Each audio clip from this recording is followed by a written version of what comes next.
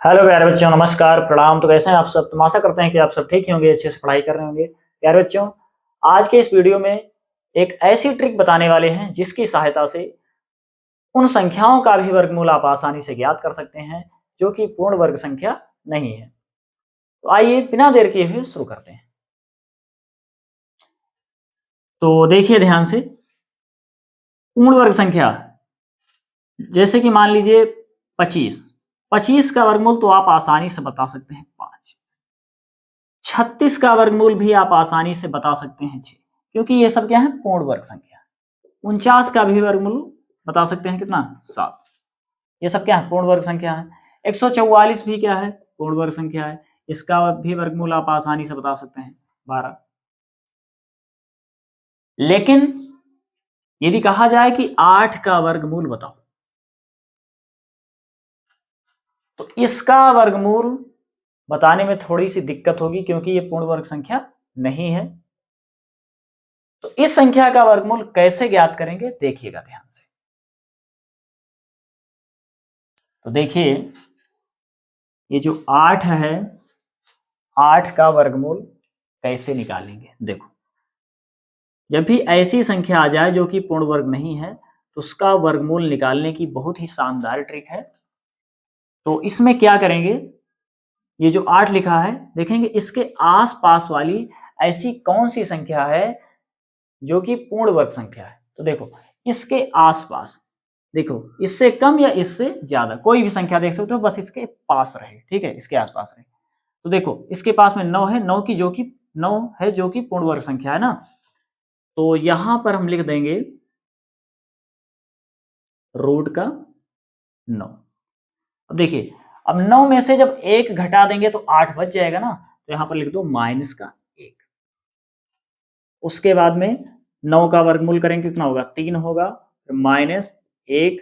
अब यहां पर 1 के बटा में 3 का 2 गुना करके लिख देंगे, तो 3 दूनी 6।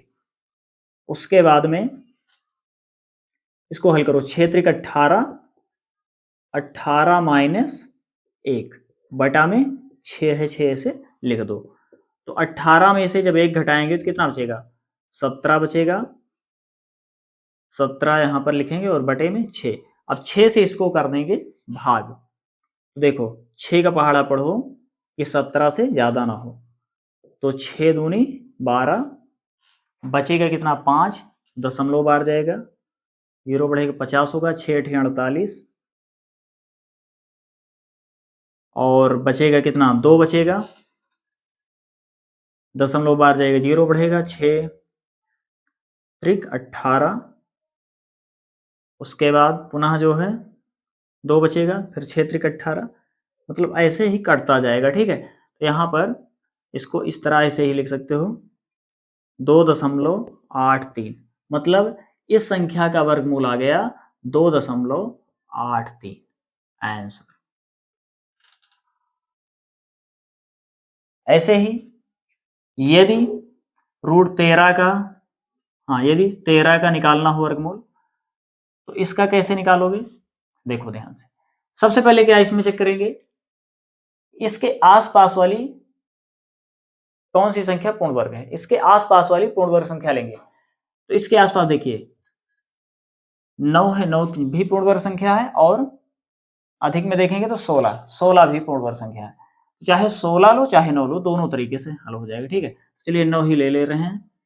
तो यहां पर हम लिख सकते हैं, देखिएगा यहां पर लिख सकते हैं रूट 9, और 9 में कितना जोड़ेंगे? 13 होगा, 9 प्लस 4। देखिए 4 जोड़ेंगे 13 होगा ना, क्या लिखेंगे? 9 प्लस 4। अब देखो 9 का वर्गमूल कितना होगा? 3 होगा, प्लस 4। अब 4 के बटे में 3 का 2 गुना करके लिखेंगे, 3 दूनी 6, यहाँ पर 6 लिख देंगे, ठीक है। अब ये कट रहा है तो काट भी दो। देखो 2 दूना 4, 2 तिहाई 6, कट गया ना। तो क्या बचा? 3 प्लस 2/3, हर बराबर कर लो। 3 त्रिक का 9, और 9 2 11 होगा, 11/3 होगा।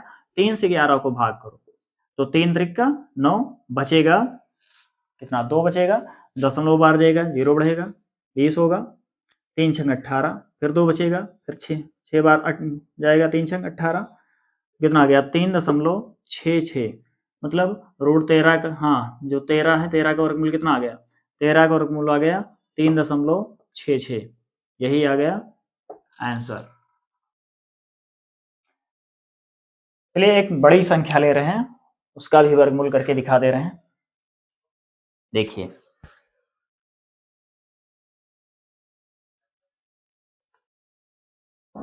जैसे मान लो 47 का वर्गमूल निकालना हो, तो इसका वर्गमूल कैसे निकालेंगे, देखो ध्यान से।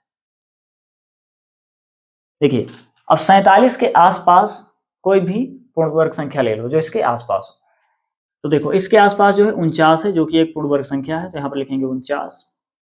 अब 49 में से 2 घटा देंगे तो 47 बच जाएगा ना, तो यहाँ लिख दो -2। 49 का वर्गमूल कितना होता है, 7 होता है, 7 लिखो माइनस। अब 2 के बटे में 7 का 2 गुना करके लिखेंगे, तो 7 दूनी 14, यहाँ 14 लिख दो। अब 2 से कट जाएगा ना, 2 कम 2, 2 से 14 कट गया। अब इसको हल करो, 7 49, 49 में से घटाएंगे कितना बचेगा 48, बटा में 7 ही रहेगा।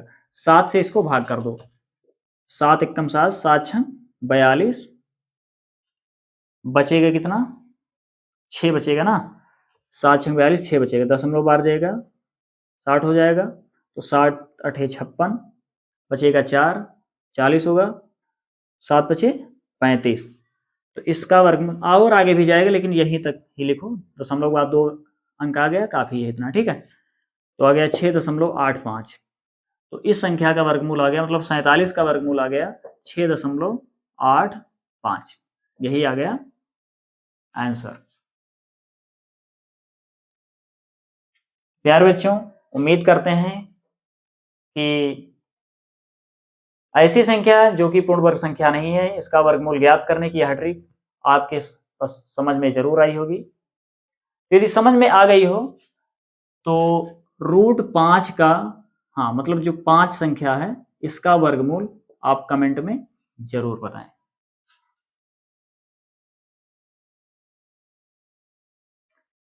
प्यारे बच्चों, कैसा लगा वीडियो कमेंट में जरूर बताएं, और डेली ऐसे वीडियो पाने के लिए यदि आप चैनल पर नए हैं, चैनल को सब्सक्राइब जरूर करें। धन्यवाद।